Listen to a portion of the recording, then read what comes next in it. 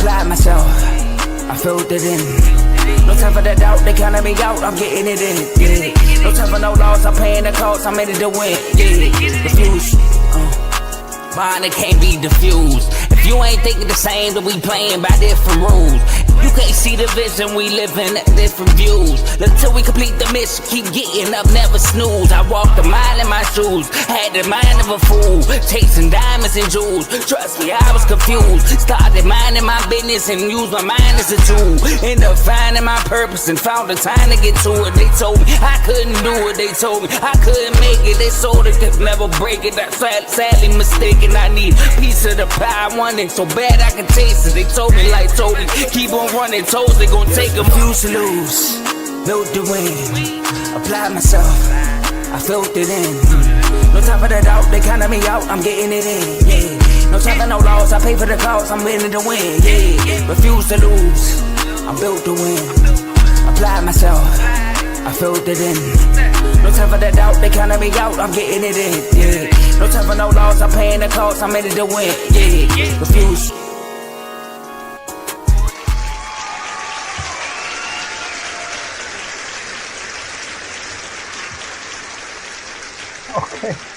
Okay, y'all excited. It's Friday. Y'all excited.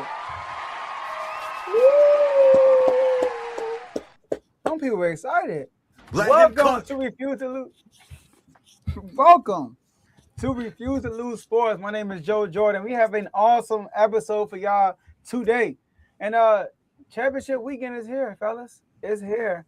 And we got to talk about the preview between the Patriots versus the Broncos and the Rams versus the Seahawks, part 3, fellas. And look, one of my bros not here, Davey Dollars. He couldn't make it today, but it's all good. He's doing good. But I have 2 of my brothers with me. On my far left to your far right, we got Mr. CTC himself. You know, a host of Carl Talking College. It's a college football, college basketball show. Got an episode dropping tomorrow, I believe. And make sure y'all go check out that post-game episode for the Natty. Get my boy Carl right there. And in the middle, we got co-host of In the Red Corner, Boxing Only Show, Mr. You Done Son. Hey, Carl also got a new head coach. And Tomo got a new DC. And he stole it from Philly. Tomo, Carl, how y'all doing, fellas? I see what you did there, man. You know, the city of brotherly love. They did something nice. They brotherly shoved the brother down to Dallas. So shout out to y'all. But other than that, I'm doing well, Joe. I can't wait to talk about some of these coaches. Also hear about some of these games going into the weekend. And see why Carl got on all that gear. Some people in Baltimore don't really like to hire. So I can't wait to hear from him also. How y'all? Dang. You see the name, man. Doing good. Man, I'm focused on, the Ravens hire. I'm focused on football this Sunday. But I'm more so focused on the Chipotle Classic tomorrow. You know what I'm saying? So, but let's get into these topics. Let's have a great show. Minty fresh. See what I I like that. I like that. Cav always come out with the creative backgrounds. Carl always got a creative name every single time he come on.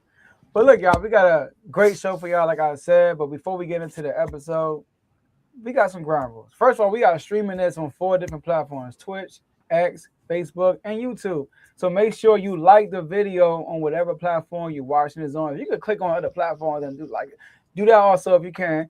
And also, listen, you can follow us in all the social media platforms. We are everywhere, almost everywhere, at Refuse to Lose Sports. But on X and Twitch, you can follow us at R2L Sports, dropping content for y'all on a daily basis. And share this episode with somebody, anybody, so they could come on, not physically, but come on the show in the comment section and be involved, because we can see all the comments y'all will be putting out throughout the show. Shout out to Daniel for being the first comment.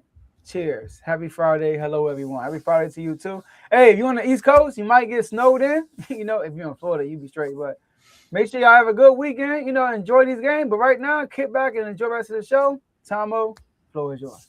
Well, I know, like you said, on the East Coast, the upper East Coast, I know right now, it's either you got a fireplace or that thermostat, and y'all going to have to do what our brother Davey Dollar will tell you right now. Turn me up. Because it's definitely going to be cold. About as cold as the Eagle offensive room. But we ain't got too much to say about that. They can't sign a war coordinator to save their life, Joe. They went from having the best offense to not even knowing who's going to call the offense. But I know who gonna call plays in Atlanta. Kevin Stefanski. I mean, we kind of touched on this a little bit, Joe. Where I think we supposed to reroute. You rerouting? Let me know.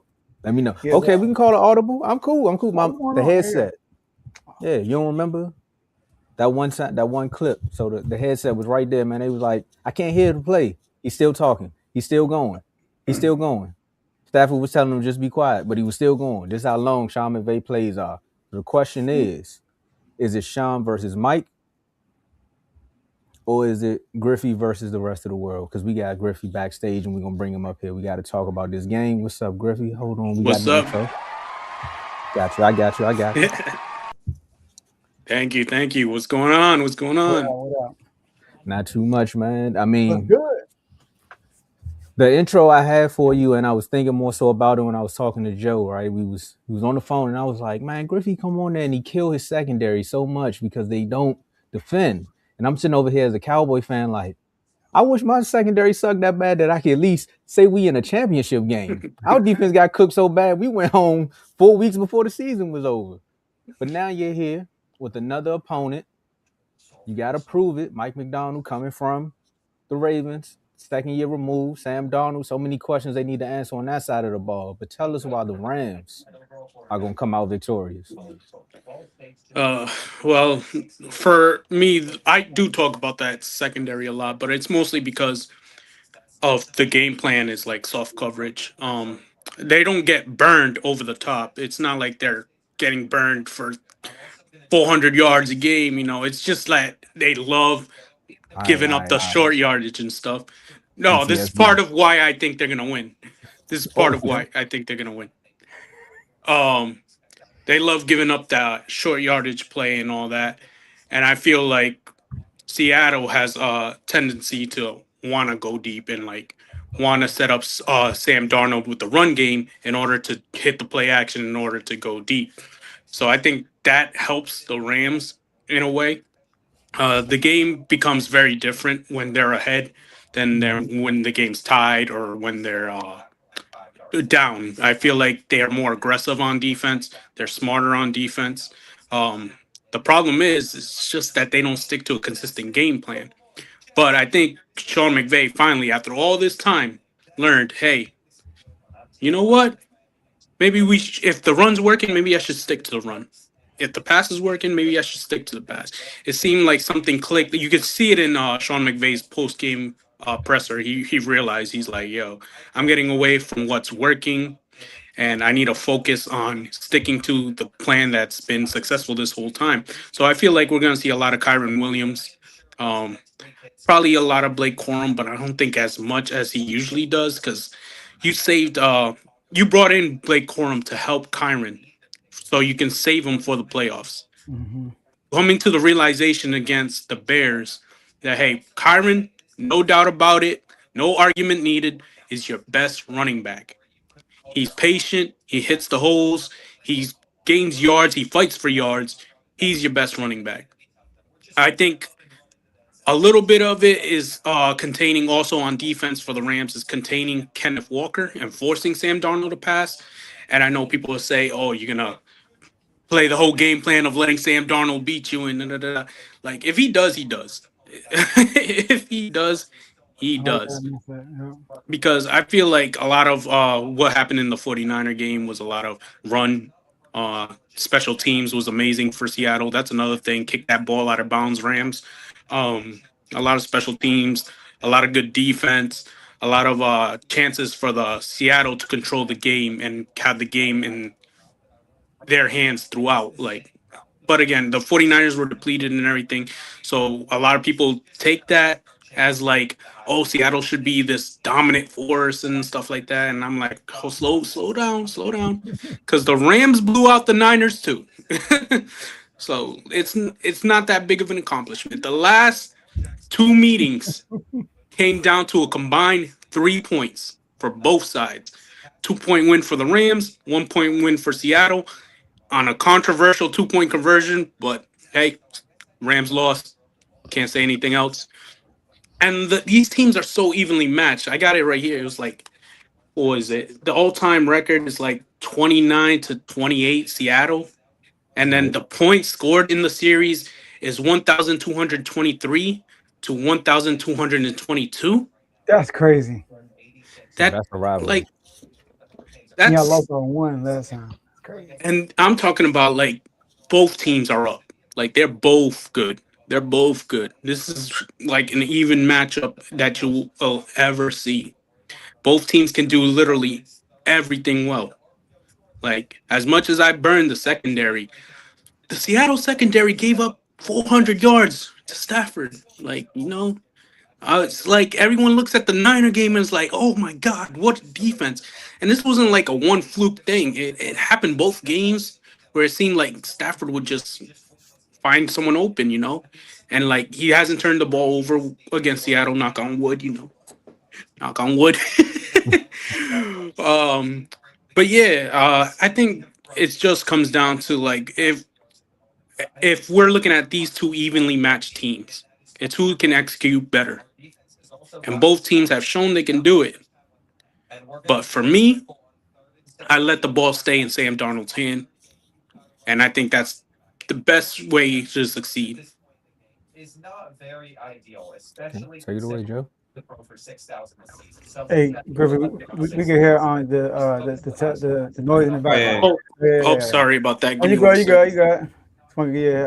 Yeah. But here's the thing. Like, I'm going with the Rams. So y'all know what's funny about these two matchups? How he said like it's close and everything. In the first game, the Seahawks dominated time of possession, 38 minutes to 22 minutes, right? But the Seahawks lost the first game.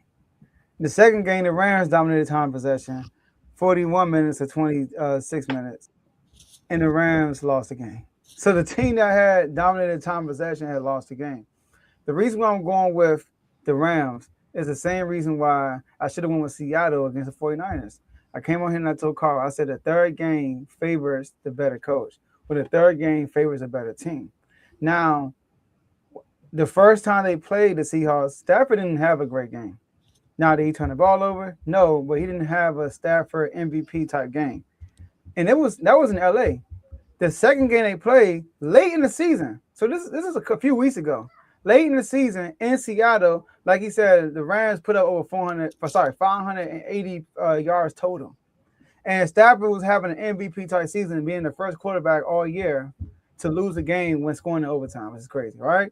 So he kind of figured that defense out, and he was picking them apart the whole game for real. And a lot of fluke stuff happened for the Seattle Seahawks to come back and win that game. Now this game is going to be in Seattle. It's the playoffs. The stakes are higher. So when the stakes are higher, I feel it's going to be a close game. Let me go with the more experienced quarterback who's been in the situation, who's proven over and over again that he can get through the situation versus the guy who's shown me over and over again that he's not going to get through the situation, which is Sam Darnold. So Seahawks defense is great, but like I said, in Seattle last game, Matty Stafford had his way. I'm going to go with the Rams to win this in a close one. Take it away, Carl. Y'all know I'm going with the Rams, man.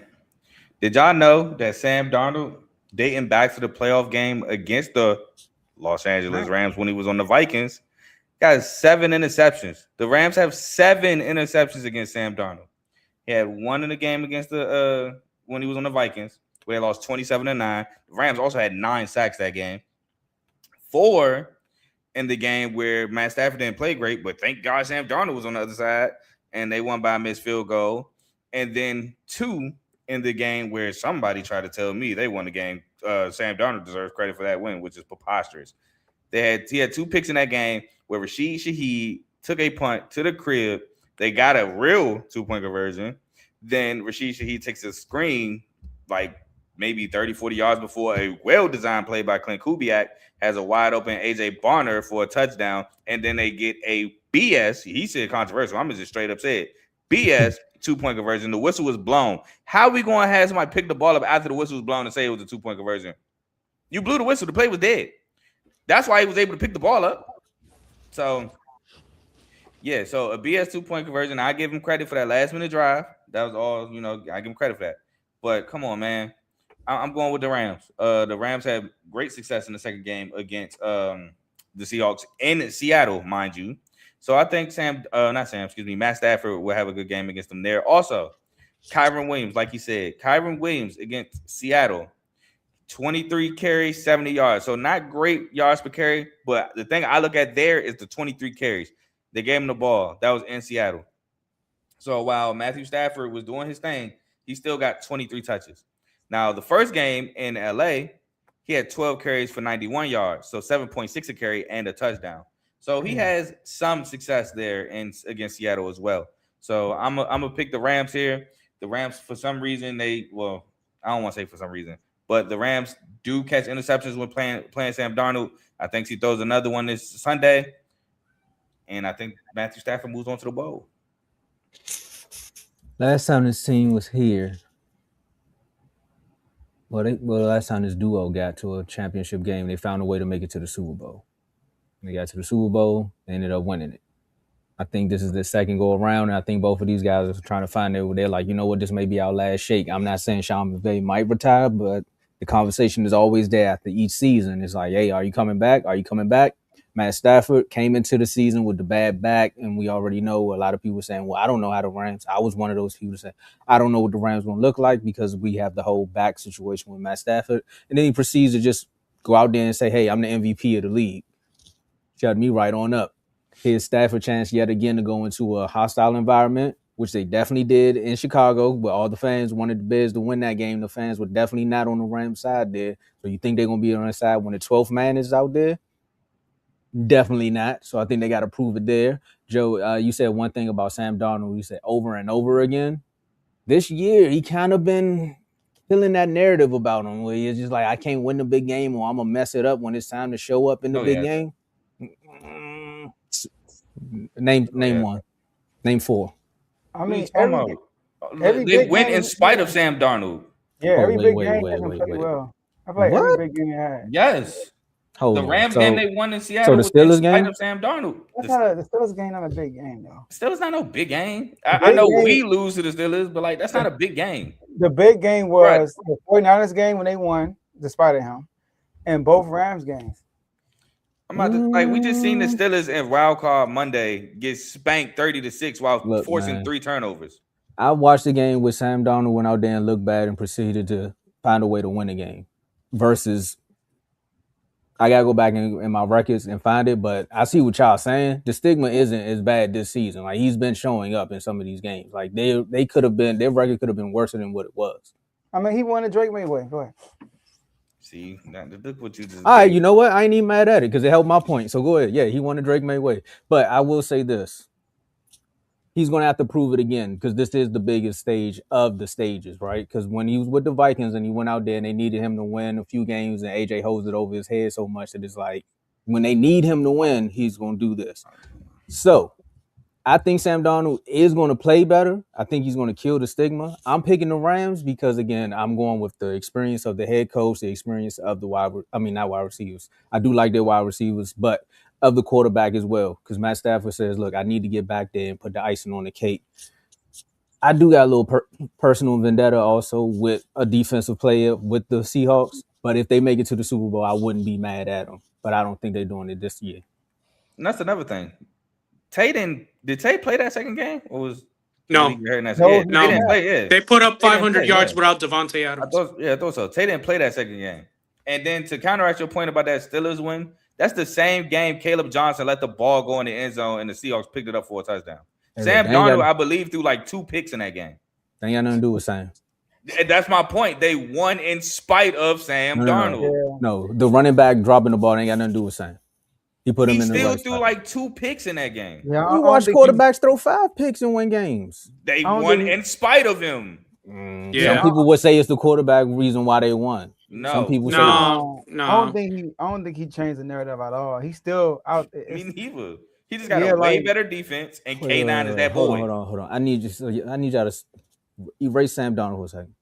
I've watched Josh Allen go out there and throw 5 picks in the game. 4 or 5 picks in the game and win it, and they say he's the reason they won the game. So what I'm saying, what I'm saying is people say that, but when it comes to a certain quarterback, we're not talking about people though. Talking about us. Well, I've seen it happen. You saying that you think he rewrote this? We telling you he has not. Okay. You know what? That's I'm all going it with the is. Seahawks. That's I'm all going it with the is. It's like Okay, Tomo. I'm going down. I'm going with the Seahawks. That's fine Sam, with me. prove me wrong. that's all it is. It's like Sam just hasn't had that big game moment where you're like, oh, it was all him. You know what I mean? It's like you can't really say there's a game this season with Seattle where he was like the main reason they won. Like, you know what I mean? It's usually the defense, Team usually wasn't special that good, but team. the Commanders game, it was him. Hey, Tomo, I'm about to bring us up to it. Like, That's he, why I But said I that's didn't why want to bring we like they gotta don't. say big game because we No. see Sam Darnold in games where We it's see like, him in all right, games, we yeah. expect him to win or something like that. But in Yes. big games, when Yeah. it's built them up, license, when it- right? Bro, like last year he was good until those 2 games. One game was for the number 1 seed and 1 game was in the playoffs. And both games he wasn't good. This year he had 3 number 1 seed playing games. Both Rams and the 49ers, and all 3 of them, he was not good. That second 49ers game into the season, like Thank he God for the wasn't run good game. for They had real. 100 yards in the first quarter. He wasn't rushing. great. And then in the playoffs, he had to do nothing. Yeah, he didn't have to do anything either game against the Niners, and that was another thing why I said put the ball in Sam's hands. It's like we haven't seen him do anything for a couple weeks, really. It's been the rushing game, it's been the defense, and it's been the Niners being terrible because they're all hurt. They're all in the hospital right now. So they got the whole practice squad out there trying to cover or tackle Charbonnet, who's not going to be playing, and Kenneth yeah. Walker. He's out too. Yeah. Yep, Charbonnet is definitely out. I do want to say this. This is Stafford's year to put his Hall of Fame stamp in. I agree. This is the year to do it because it's still up in the air. Is he a Hall of Famer? Is he? Because he only really he got career stats, but then he has the Super Bowl win, but he wasn't Super Bowl MVP. So this year, he could win MVP, possibly, and he can get the Super Bowl. He's automatically Hall of Famer. Boom. No question. I want to throw this out here too, so that we're all on the same page. I set the table. This game is all on Sam Darnold, right? It depends how it goes because they literally beat the Rams in spite of him. No. So What I'm saying is this is a big. So let me put it like this: this is a big moment. It's a big game. Big moment. Because Yeah. you only got Kenneth Walker, running back wise, because Charbonnet is out with the ACL. Right now, you know what the wide receivers look like. So if he goes out there and he wins this game. What does that mean? What we know what this wide receivers look I'm not looking for him to have No, because I don't want to come back here and they be like, but he did have he had JSN, he had this, he had that. If he goes out there and balls out and wins this game, then we'll give him his credit. That's good. But Tomo, this is what I'm looking for. I'm not looking for him to be MVP in a game. That's not what I'm saying.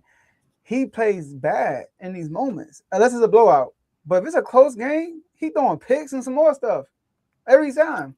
Okay. So I just need him to not like. I don't want to say they want despite of him. I want him to be part of the reason why they won. Part of the reason. Yeah, that's fair. I think low key. Look, I semi agree with you. I think at this point the bad equity he's built, he low key gotta be like MVP in a big game to erase his previous. That's why I'm trying to set the stage because I know where you going, Joe. But I'm trying to see. I'm like, all right, I need something to fight back with if Sam go out there. Way, you know. And honestly, if the Rams lose this game, it's probably because Sam Darnold broke the whole big game curse. You know what I mean? Yeah. Like, honestly, can you think of another way for Seattle to win besides Sam Darnold, especially with no Charbonnet? If the Rams kick it out of bounds, Shaheed not going to do much.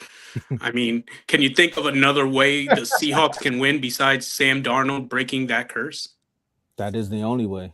Yeah. I don't agree, though. Because we just literally seen them beat the Rams with him not breaking that curse. No, but I said the run game, and I said no Shaheed. Remember, I said no Shaheed. Yeah, I get no that. run game. So that's what I said. I already caveated, hey, without these other things. I got you. But I get can you see another way besides Sam Darnold breaking that mold? Like I get you. Charbonnet is good, but they have a great run scheme with Clint Kubiak. They still got K9 out there. Who's the better back? So I think the run game will be fine. No, the reason I mentioned Charbonnet so much is because that 2-back set goes hand in hand with each other. It gives K9 a chance to rest. You know what I mean? It's not saying Charbonnet is the better back or he's so essential. That he's a great strong back that hits between the tackles. can catch the ball, he helps out K9. That's what I'm saying. It's like if we lose Blake Corum.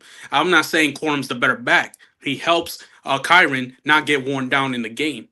Now you got one back. You probably have your third string back behind him. It's like, do you trust your third string back against a defense that can pop the ball out? You know what I mean? Like, yeah. Carl, tell me about George Holani. Who, George Holani? That's the backup is? He's normally a special teamer. I think he played at Boise State, but he's like a special teamer. I want to say he was there with Ashton Genty for 1 year. The year before Genty came out, I want to say Holani was there as well. But he cool. He definitely not gonna be taking goal line touches away from K9 like somebody who's not playing Sunday. But he's a pretty cool back though. All right, let's get it. Yeah, man. and also, hey, experience too. It's like Charbonnet has way more experience than their third stringer. It helps. Moment. It helps. Yeah, that's what I'm saying. It helps. I was literally trying to find who the Seahawks third back is, but they only showing K9 and Charbonnet. So I'm glad you said that, Joe. Sam, you got me going against my better judgment here. Ghostbusters. Watch Don't blame the movie. Sam. Blame yourself. No. I'm picking them. Go ahead, Tom. I'm going down with the ship, but watch Ghostbusters. We gotta win this game. That's the wrong person. Seeing ghosts, you want them to watch Ghostbusters? Oh no, right? Seeing ghosts. So you can overcome your fear. What you want to watch? What, 13 Ghosts? What's that? What's that horror movie where they had the house of ghosts? Watch Casper for me so you can realize. Nah, they not friendly. Nah, they not friendly. We try and get rid of them. Hey, this is funny, man. Now watch the Rams go to the Super Bowl, and I gotta come back on here. Watch this be the reverse. This gonna be the reverse. But yeah, this is gonna be a close game because honestly, I feel like Mike McDonald is like the Sean McVay of defense. So it's like it's gonna be two great schemes on that side, and it's the reverse. Who can do it better on the other side? Can the Rams defense do it better, or can the Seahawks offense do it better? You know what I mean? Instead of the two that are dominated by the head coaches.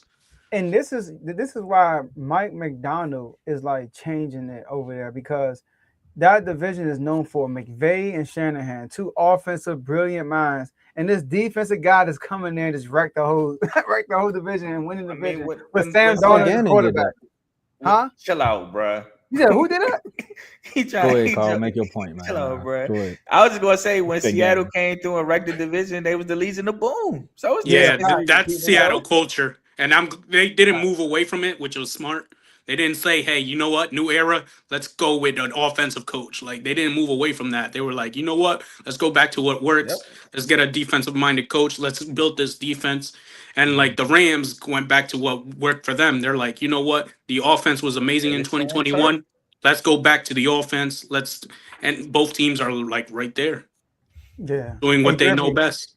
I know we getting a snowstorm. I might walk to your crib and watch this game with you, man. That's fine, man. I got the liquor. I got the bar set up and everything, you know. I'm serious. I might pull up, though. Come through. It's going to get ugly. The first pick, they're going to go crazy. As soon as he throw a pick, they're like, Tomo, I'm like, know, right? You lucky I'm watching this game at my mother's house. So I ain't going to be in the chat. Even better. I will be there. I got your back, Carl. I got your back. But yeah. I agree with you, man. I would say, there you go. Yep. All right. Zero Sports Talk coming soon, you know. Shout out to Joe, shout out to Carl, shout out to Tomo. I appreciate you guys having me, you know, welcoming me into the family, you know. Rams, we got to get it done, you know, go to the Super Bowl. Let Stafford end on top, baby. And I'll talk to you guys next time after the game. Yes, sir. All right. Let's get it. Man. Dave somewhere like, Tomo, what you doing? Hey, I gotta go down with the ship, man. I'm sorry. It's going to be, somebody had to be the black sheep of it. You don't, but you know how you feel about Sam Darnold. I'm glad you went with him, though. I mean, the Seahawks could win this game, though.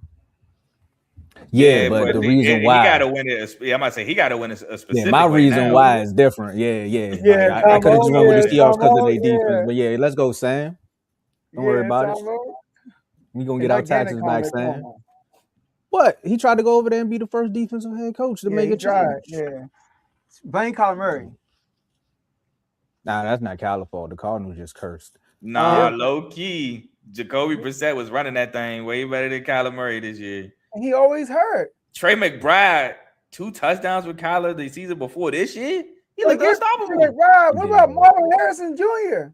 Nah, he's about Michael Wilson. Michael Wilson went crazy this year. No, I'm talking about Marvin Harrison Jr.'s rookie year. Okay. This man was not. Remember, he wasn't throwing the ball. Yeah. They was trying to see if he was a bust or not. Hey, like I said, man, Why is that your job to prove it? Hey, you want to prove it throwing the ball. I'm also looking at Michael Wilson, man. Michael Wilson broke out. Shout out my boy from Stanford. All right, that's enough about the Cardinals, man. Jacoby Brissett almost got a max contract. That's with the Dallas Cowboys, man. From Cardinal, man, that was a tree. Contract. He almost got a max contract messing with the Dallas Cowboys, man. That's insane. They benched Kyler after that game. We won't even want to see him no more. Jacoby's gonna take us to the promised land. Man, you had big old bench of Justin Herbert last week of fantasy and started Jacoby Brissett because of that game. You see what I'm saying? Somebody almost got benched because of a fumble. Javonte, so what? Hey. I wasn't trying to bring it up, but before we roll into our next topic, I gotta just say this. Bro, it processed in my head so late. I got exactly what he was saying, but if you were listening, ESPN, I don't know what y'all trying to do with the hot mics, but every Monday night game has been some crazy stuff that's being said right before Troy Aikman talk. Like it's I like it, but it's still like I'm for it. You be hearing some wild stuff in Detroit, be like, yeah, so on this third down, it's like, you don't know what was just said 5 seconds ago. It don't match. But it be loud and clear too, and it be the wrong stuff every time. It's like they be right in the mic. I can't say it because we're a family show, but it was one time I was like, they just let that fly. All right. No. So the first question we asked was it Sean versus Mike?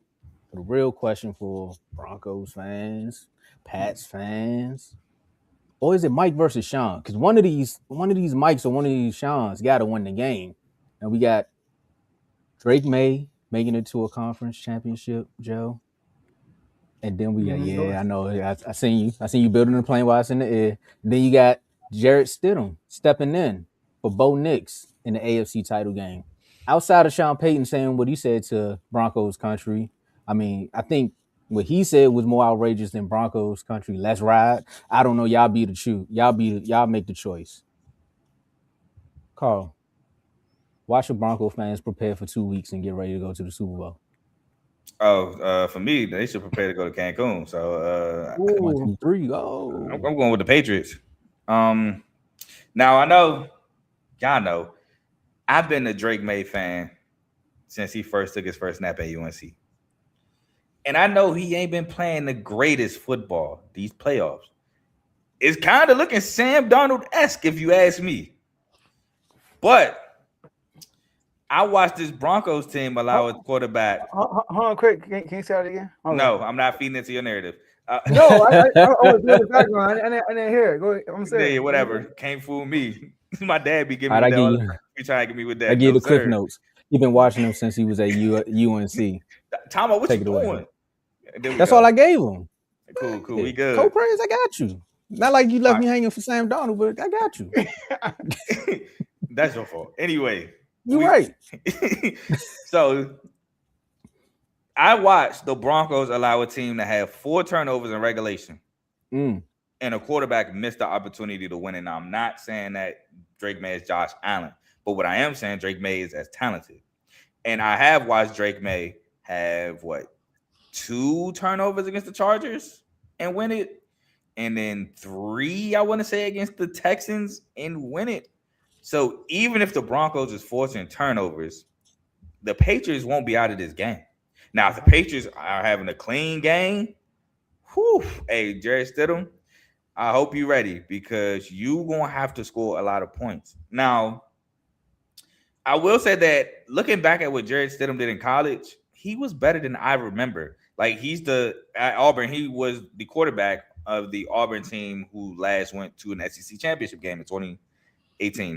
They lost 28-7 to Georgia, but still, Auburn hasn't been back to an SEC championship game yet. He won a bowl game against Purdue and David Blau and Jeff Braun beat them badly. Now, they lost a bowl game, the Peach Bowl, to UCF, but UCF were undefeated, and they claimed that they were national champions that year, which no, you're not. But needless to say, I think Jarrett Stidham will give the Broncos a good game, but the Patriots defense is good as well. I want to see the Christian Gonzalez, Cortland Sutton matchup because Cortland Sutton for 56 minutes of that ball game was invincible against the Bills. Now he did drop one early in that game, but still he didn't have a catch until like 3-4 minutes left in the fourth quarter. Troy Franklin, definitely did. Troy Franklin, he went out with a hamstring, right? If I'm not mistaken. Will he be 100% Sunday? Pat Bryant, he went out the game against the Bills. Will he be back Sunday against the Patriots? Broncos dealing with more than just Bo Nix. Now, also, can the Broncos establish the run? I'm hearing rumblings that J.K. Dobbins' practice window has been open. I don't necessarily know if he's playing this Sunday. I doubt it. I think it's going to be R.J. Harvey and I think it's going to be more so R.J. Harvey and Jaleel McLaughlin. Can they get a ground game going? Can they score points? Can they this time take those turnovers and score touchdowns? They did it once. The James Cook fumble. It's just a lot. I'm going with the Patriots because they've battled through turnovers. I think Drake May, he shakes it off. He got his 2 turnover games out the way. His third playoff game. I think this is the game where he finally breaks through in the playoffs. And I just don't know if I trust the backup quarterback against this Patriots defense.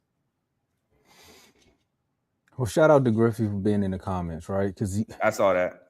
That was funny, but and I hate that they lost that Super Bowl. I watched that Super Bowl with an Eagles fan. I didn't know Kev yet, so I was happy. Yeah, but imagine watching it with an Eagles fan. Shout out to my brother, man. He young, so he was able to see the Eagles win a Super Bowl in this young age. So I was like, good for you. It's been 50 years since y'all been around. I'm glad you could see it. And I ain't got to see it. Yeah, it was like you can crack your 30-year joke with me, but at least you got to see it. You know what I'm saying? I watched it with the Lions and the Dolphins fan. Shout out my boy J-Mo. Okay. Imagine being an Eagles fan and then not knowing the history and they win the Super Bowl. They win their first. Like, that's not the first one. You talking about first one? You talking about Michael Vick and all that stuff for all them years, and you like first? All these banners? Every time we go to the game, Granddad, I see the banners. What's that for? The division. Anyway, my bad. I'm sorry. I just always got to take a shot at the Eagles, man, when I get a chance. I think Michigan State quarterback. See, even worse. But I'm going with this one's tough, Joe, because I know what the motion and narrative is in the NFL chat about these quarterbacks. I know what my man Mr. And the Beats goes on, what he gonna do if they make it to the Super Bowl. Like, it's just we on two sides of I don't know who's gonna blow up the chat even worse, because Teddy gonna go crazy. And he already been going crazy. Bibby gonna go through a whole nother universe, and then Tyler gonna be texting me like I don't know who I want to hear from less if they win or lose, but I gotta go with my better judgment. I think Jarrett Stidham gonna go out there and make something shake. I think the Patriots are gonna give them a fight or run for their money. If the Patriots do win this game, I'm gonna hedge my bet a little bit. If the Patriots do win it, I wouldn't be upset. My bad, Teddy. Like, I can see y'all making it back, but I think the Broncos, after a few seasons with Sean going through what he went through and him calling his shot the way he called it, he knows something that we don't know. And that's true. You all haven't seen this quarterback. And then going into a playoff game, not having no film on him. I mean, you might have a little bit of film, but he can go out there and shock the world. And I think that's what they're going to do. They're going to lean on that defense. They're going to lean on Stidham. I'm not going to say his nickname like the rest of the world. But I think the Broncos come out this one by 3. I mean, I know it was a different coaching staff, but Stidham was a Patriot at one point in his career. Yeah. And it's even more personal. What Jordan say, and for that reason, I took it personal. You know, it's crazy. Reed Dion, I got a cousin who's from DC, moved to Seattle, and now he's a Seahawks fan. I actually know a real Seahawks fan, by the way. I went to middle school with him. When we was in middle school, he was a Seahawks fan. He's still a Seahawks fan to this day. So that's not true. And I'm from Washington. I was born in Washington. I'm not from Washington. I'm from Maryland, but I was born in Washington. I got love for the Seahawks a little bit. Okay. You was born in Washington? I was. Dad in the military. Dang. I was about to say it makes sense, Carl. You got a lot of ties. I'm like, how you get to Washington, Detroit, Maryland? Got to be a military. I know. No, my family from Detroit. Like, that's my mother's side. I don't know from Detroit. That's what I'm saying. Somebody had to meet somebody in Detroit. Oh, no, I don't know where they met, bro. Shit, we about to get a little too deep into this. All right, you right. I've been around the block too, man. You know. And then with Joe, he lived in Memphis. I'm like, what? I know. I live in Detroit too. Detroit, see what I'm Memphis. saying? I live in Athens. So I should have been a Bulldogs fan, right? Nah, we Texas Longhorns over here. But look, I won. this game right here, man. This game is. When I look at these two teams, I'm like, wow. This is what Kev was talking about. Kev was like, when you do rankings, you can't just go off of accolades because every year is different. You got some people who be like, well, he got to the Super Bowl. And then this other person might be like, well, he did. So it's like, yeah. So it's like this year, whoever gets to the Super Bowl from the AFC, you don't really feel like they went through like you know what I mean? Like a jug. You know what I mean? They didn't knock out the Chiefs and all that stuff. Now the Broncos beat the Bills. I give them that. But it's like, it's weird because they're going as a backup quarterback. So saying all that, I'm going to go with the Patriots, man. My boy. I mean, yo, I'm sorry. The comment. I'm sorry. J-Mo, bro. J-Mo crazy. Especially you see we live out in Athens. We live like in a number of dirt roads and stuff. Yeah. No, for real. You saw we live out in Athens, you be like, dang, y'all are in the Texas program. But that's funny. People always thought I was in the military though. My friend was in the military. But I'm gonna go with the Patriots, man. I mean, if the Patriots lose this game, shame on them. Like let's be real. Because they got the better quarterback. They're going against a backup quarterback, and they got the better defense, in my opinion. Their defense all around is probably better. Now, they don't really have a bunch of weak. They don't have like a weak spot for real. I feel like they are solid everywhere. Almost. What would you say their weak spot is? Like pass rush. Like, to be honest, I know the last couple games.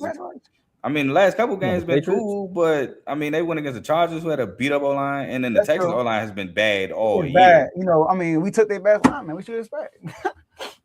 But technically, he bad too. No, he's not. Oh, he holding on. My bad. No, he had a great year. When he holding, you'll get it. I mean, I got what you. I got it. Who don't hold Micah though? Micah, he holds a lot. Not just Micah. Yeah, he can hold a lot. He can hold a lot. But he did a good job though blocking though. He really did. And that was with Mariota. But and by the way, the Patriots leading pass rusher Harold Landry is out. So let me not say how about they have a better defense against the difficulty? Like, think about the Patriots got to go up against Drake May, and they got to go up against them, right? Now, obviously, you said that somebody, I think Tomo said they haven't seen his quarterback yet. It's seeing his quarterback for the first time. But like you said, different coaching style, but he played for the Patriots before. And he was a starter just 2 years ago with the Raiders. People forget about that with Josh McDaniels. I think it was 2 years ago. He was starting some games with Josh McDaniels. So they got tape on. It's not like they don't have tape on them, just not in the system with Sean Payton. So I'm going to go with the pass, though. And if the Broncos win this game, shame on the pass, bro. Because this is an opportunity for them to get to the playoffs. They lost their starting quarterback. But then also, if the Broncos win this game, that says a lot about Sean Payton. You know what I mean? I know people call him a jerk and all that stuff, but he came out and said that our fans will have 2 weeks to get ready for the next game. So he already said they're going to win this game. And if he go out there and win this game, kudos to him. So I'm going with the Patriots, though. So let me ask you this then, Joe. Who has the better coach? Ooh, that's tough. I like Vrabel. Obviously, Sean Payton's a better. He's a defensive coach. Sean Payton's an offensive coach. So I think you gotta go Sean just because longevity, though. I think I would go with Sean too. Yeah, you would go with Vrabel because he's more. I'm not gonna say he's loud, but like you can see it through his. It's like Dan Campbell. Yeah, you can see it through his actions that he's a good coach. Sean Payton, he's just a good coach. You know what I mean? Like he's drawing it up. Yeah. And the fact that he took this team to number 1 seed, like that's facts. He kicked Russ to the curb for a good reason. Yeah, he did the right thing. Oh, look, Seattle native in the comments. Shout out to Kevin. Yeah, see, but he said unless you're from Seattle, you're not a real Seattle fan, so that don't count. No, I'm just saying, like, we got to see Alafan. Yeah, facts. Hey, Kevin, my boy in the middle, Tomo, Dad Gang, hat. He picking y'all to beat the Rams. Let's go. Sean versus Mike. You gonna see him in the Super Bowl? I hope. Well, either way, one of them. I hope the one I'm rooting for. We both got. That's funny. We all three got Sean versus Mike in a different way. Not for real. I mean, I hope it's Sean versus Sean, but it is what it is. That's because you got, bias because of somebody. Why you just don't go with your bias, Joe? Nah, I respect it. Because I be wanting to do it at CTC. Nah, I respect it because I be wanting to go with my bias on CTC, but that would be a disservice to the people. I respect it. Also, if I pick the Broncos, I can't say y'all should have beat the Seahawks. I mean, y'all should have beat the Broncos if I pick them, right? Now that make it seem like if I pick the Broncos, and I'm like, bro, you lost to the Broncos, but you picked them. Yeah, I'm about to say it now. That I get what you said. I get what you said again. Yeah, I get that one to the dome. My bias not involved. I really think that they should win this game. Just like I thought, like when I picked against the Texans, I'm like, yo, I want to pick the Texans, but they should win this game because it's CJ Stroud. I'm sorry, I went with the Patriots on that one. I ain't even and I know with the Texans defense. Yeah. I said the same thing about the Chargers. I'm like, bro, I gotta pick the Patriots because the Chargers offense. I can't trust their offense. The Patriots have not been tested offensively all this whole playoffs. I think every team has, except for them. The Broncos been tested last game. Bills put up 30+ points on them. The Rams, they got tested against the Panthers. Tested late. You know what I mean? Like the Seahawks. I mean, they just Seahawks ain't get tested. Yeah, I was saying I don't think they got tested. You can say that about both. You can say that about them. But we know that Seahawks defense is good though. And the one thing about the Seahawks that the other quarterbacks that you named, i.e. the Chargers or the Texans, should have adapted that mindset, the just win the game mindset. I'm not gonna bring up the team no more. They got main character syndrome, but just win the game mindset where you just be like, look, don't do too much and go out and win the game. Because CJ Stroud did too much, especially on that pick six. He's like, bro, you did too much. And that is true. That's a pivotal but moment. That was also play design. That was a design rollout. It just they had the perfect play call against it. Now obviously, you don't throw that football. Yeah, I might say, obviously, you don't throw that football. You just got to eat the man, whatever. You got to take the sack. It is what it is. I don't play the pause game. You got to take the sack. But he's fighting a good fight. But it was a design rollout. His first statement that he wanted to say would have been, wow. No, I was going to say take the sack. And then I was about to say EAT. No. I learned. That one was crazy.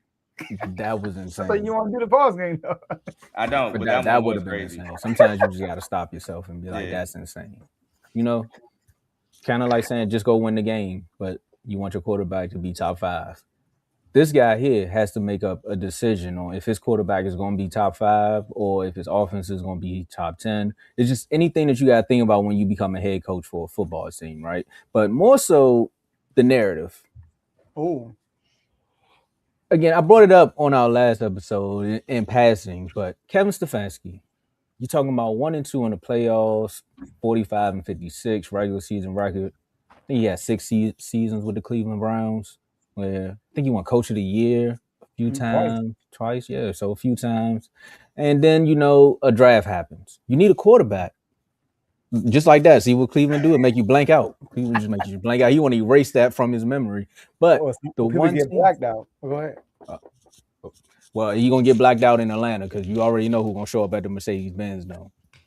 They the only football team with a Chick-fil-A in the arena for play every Sunday. Anyway. That's hilarious. Man, I still don't get it. They must be waiting for all primetime games. But you're probably not going to get that many. I was about to say something, but nah, I'll save it for the chat. All right, I'm going to say they're probably not going to get that many with Kevin Stefanski being their head coach. But 4 years, 28 to 32 mil, about 8 years. About $8 million a year. New head coach for the Atlanta Falcons. Joe, do you think, tell me your reaction to this hire. I can't tell you if it's going to be good or bad because we don't know. Yo, Chick-fil-A at a football stadium is wild. Is it really a Chick-fil-A? Atlanta, the land of the scam. Might be churches with a Chick-fil-A background.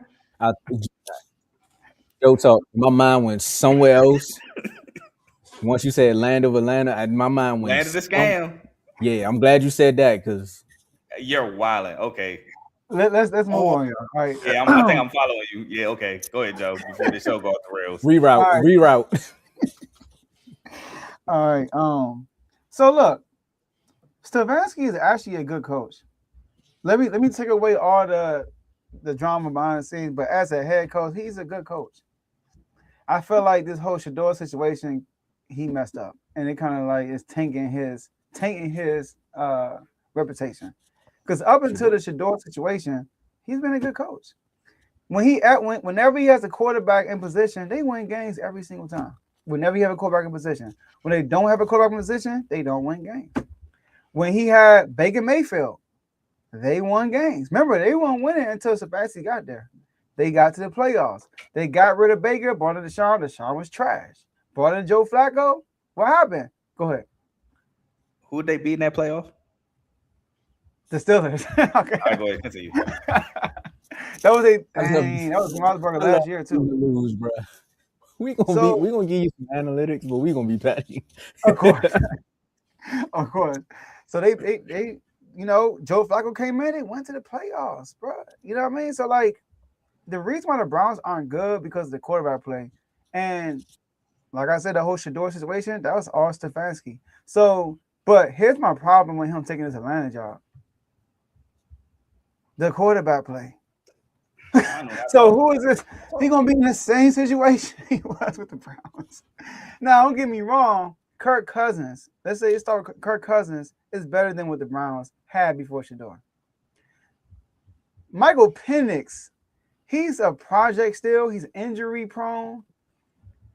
I'm not sold on Michael Penix yet. Michael Penix remind me, you know how we look at Caleb Williams and we say, oh, one play he could throw a 60-yarder, it could be a dime, but then he could throw a 10-yard crossing route, and it's inaccurate. Michael Penix come out won a game and look like a starting quarterback who can win some games, but he'll come back another game and he just look horrible, like he can't throw. So I feel like this wasn't the right job for him. I feel like if he would have went somewhere like the Titans, he would have been successful with Cam Ward or something like that. But going to the Atlanta Falcons, I feel like it's the same situation, worrying about who the quarterback going to be, or the quarterback is a missing piece. Great talent. Good talent on the offense side of the ball. Defense-wise, good talent. Right? A good talent. Another good rookie class, I feel like, on the Atlanta Falcons, right? So, but I just don't think that it was he should have went somewhere else where there's a solid quarterback there. Take it away, Carl. He was in your division. I mean, I really ain't got to say too much. Joe really said everything I was going to say. He was a pretty solid coach with Cleveland. I mean, the way him and Baker's situation has allegedly ended was not great. But Atlanta quarterback situation ain't the greatest situation for him to come into. And that's the route I was taking. Like Kirk Cousins, this was his third year, the fourth year deal. I mean, he did some good things, obviously being a vet. I mean, but I don't think you want Kirk Cousins to be the guy of the future with Stefanski coming in on a 4-year deal. Then you got Penix on his third year. He's 25. You got to figure out if you're going to extend him or, let him go. I mean, he's going to have the fifth-year option because he was drafted in the first round. But this is his third year. This is really around the time where teams want you to show up. And like he said, Penix has been very inconsistent. And these injury problems ain't dating just back to the NFL. These injury problems date back to Indiana. So I don't know. I don't know how I feel about Penix. And let alone, I mean, you could go back to the draft reaction show. I wasn't even so sure why they picked him at 8th anyway after signing Kirk for a 4-year deal.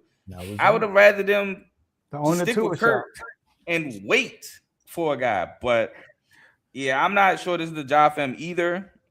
And Atlanta's they have a team they feel like that beyond the quarterback is ready to win. And I don't know if Stefanski can get them to win because of the quarterback situation. Right. They got Bijan, Drake. Bijan gonna go crazy though. I will say that though.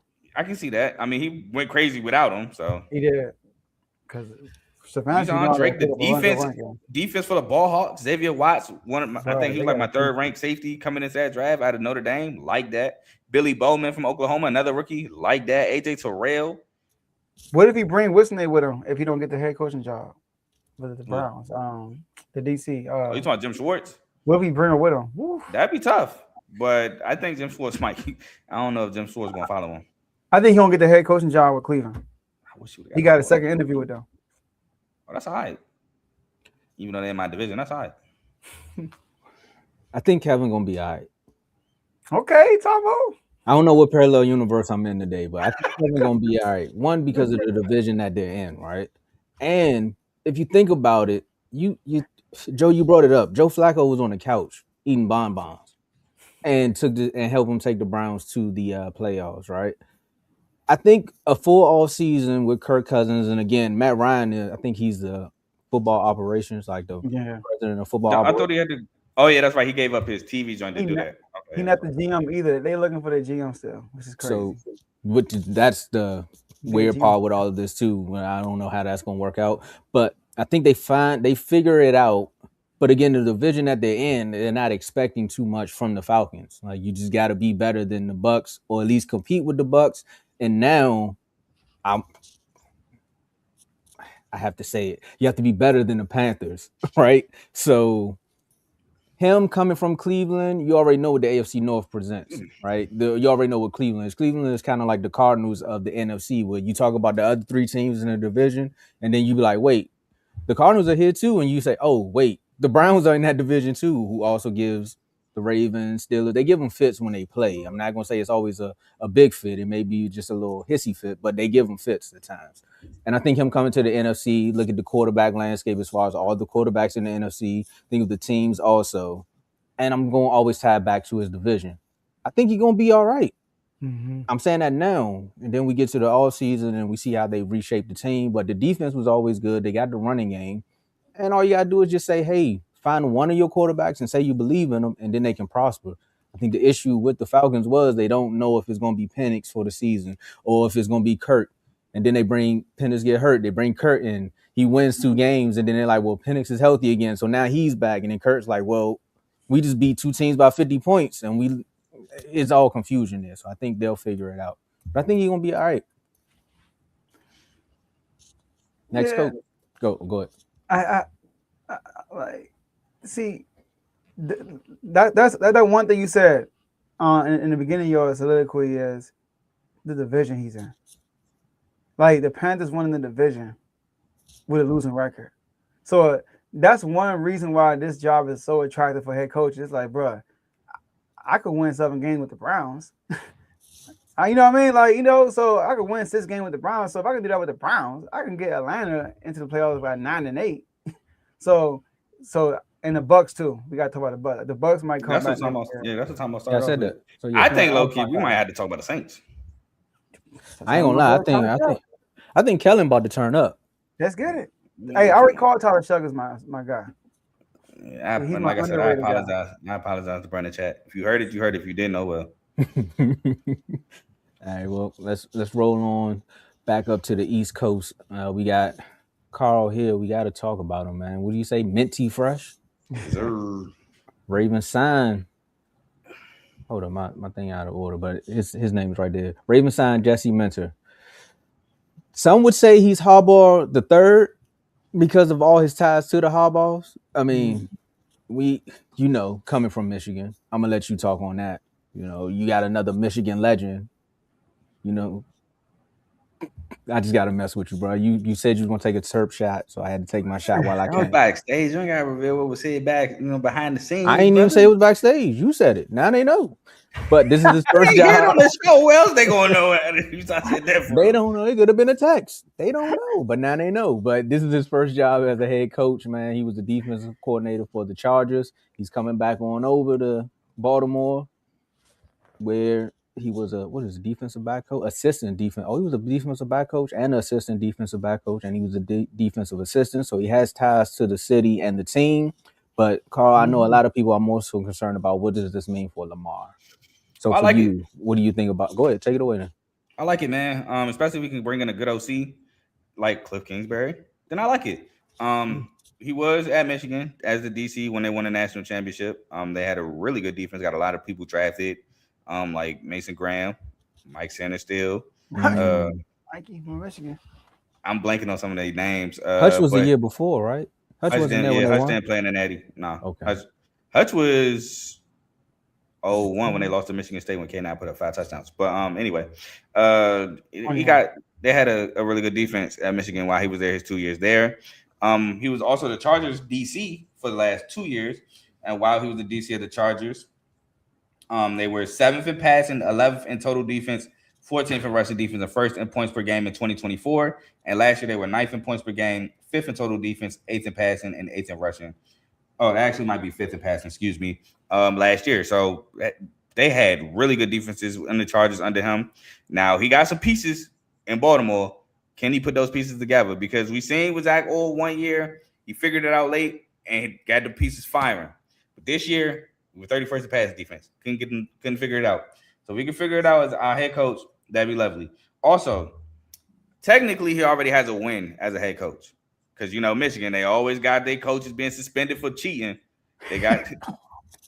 While he was there, Harbaugh got suspended 3 games, and he got his first win as interim head coach against ECU. So nothing new for Michigan, you know what I'm saying? Sharon Moore, before he had his head coaching job, he had 6 interim head coaching wins because they was cheating. But anyway, I digress. It's not a Michigan slander show. But yeah, man, I think this is a good hire. I wanted Salah, but Salah was gone by the time we made this decision. I actually wanted a defensive-minded head coach because that's our culture, man, defense. Plus, we had an offensive head coach. We only got 1 ring out of that, and that was with the 2000 Ravens, which, funny enough, our offense sucked. Then we had Harbaugh, special teams coach, got a ring. So hopefully we get a defensive-minded coach, and we get more than 1 ring out of our head coach. So I like the hire. Yeah, I mean, this is one of them hires where I gotta see, because like you said, he's with Notre Dame, and they had a really good defense. He's been following Harbaugh. The defense was good last 2 years, and this is also dealing with injuries too. But I don't know. It's his first time being a head coach. I mean, he don't have a long history of being a defensive coordinator either. But what I will say is, what's more important is who's gonna be the OC, in my opinion. Because, like you said, I know, and then I wanted to know this: did Lamar Jackson okay this? Because he was supposed to be involved in the head coaching hire, and I feel like it was really fast, because they said that y'all were supposed to meet with everybody, which I did, and everybody they're supposed to narrow down a list and meet with them like in person with Lamar. So I wonder if Lamar actually had, like said, I want him, which I doubt, or maybe was Lamar in charge of the offensive coordinator? Because he is. Reports are saying that he want Cliff. Yeah. I think Cliff would be good with him. But my dad, I talked to my father, and he didn't like the move. And he didn't like it because the ties to Harbaugh. So he don't know if this move is because of that or it's because this is the best option for our team. So I don't know. Where's Chris? Because once you said that, I didn't even think about that. The tie's still going back to him. Honestly, you said Harbaugh the third. I know. I'm talking about. It didn't equate to put together, like how Chris feels about Harbaugh. Like that's what I'm talking about. Like I don't think that has nothing to do with it, though. I don't think that has nothing to do with it.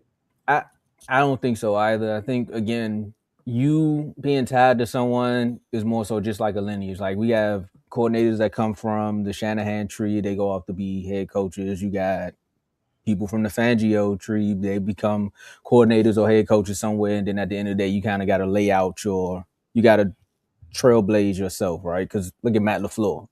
He's from McVay. I'm sorry. No, that's Shanahan. I'm sorry. They all come from the Shanahan tree. I forgot they all work together. They always with a team in my background, and then they let them all go because of RG3 wanted to make. I didn't want to say too much, but they want to make documentaries, and now everybody had to go off and do their own thing. But anyway, he can get there. I know like I said, he could be tied to Harbaugh, but when he get there, he could be a whole nother person. Like he can come in there and actually bring back the defense, which was the name. I mean, that's what the Ravens are known for. When you think of the AFC North, you more so think of blue collar. You gonna get hard-nosed defense, and then you might get some offense here and there, but running the football. Yeah, you're right. More so running the football. I'm thinking of the Steelers when you think of wide receivers, and then you can go into a whole nother rabbit hole when you talk about Steelers wide receivers. That's not George Pickens. Because he proved. You might as well throw him in with the lineage the Steelers got lately. You right, but he proving them wrong. Nah, if you know what I mean. If you know what I mean. George Pickens still be crashing out with y'all, bro. Yeah, but it ain't like they crash outs. No, they crash outs. The year, though, as the season went on, he did a good job. George Pickens did a collab with Billionaires Boys Club. I ain't never seen him do that in Pittsburgh. I didn't even know he did that with y'all. That's what I'm saying. He a different dude. But anyway, I'll send you the ad. But he a different guy, man. That's all I'm saying. He proving them wrong. The last wide receiver that left there, you see where he at. It's a difference. He probably would have he went to Oakland instead of Dallas, but you see how that happened. Anyway, I think your head coach is going to be all right. He's something far between Juju. I'm trying to talk about Martavis Bryant before Antonio Brown. Come on, I ain't trying to go down the rabbit hole, but we here. Hold on. What? We got some news. Receivers leave and they get rings. All right, now you're going too far. Don't get me. Tom, what that mean about Joe Pickens? Oh, you're wilding right now. And Martavis Bryant, who started, they didn't. I don't think so. I got your back, Samo. Juju did get a ring. Yeah, he did. Juju did. Shout out to that flag. That wasn't called. No, it was.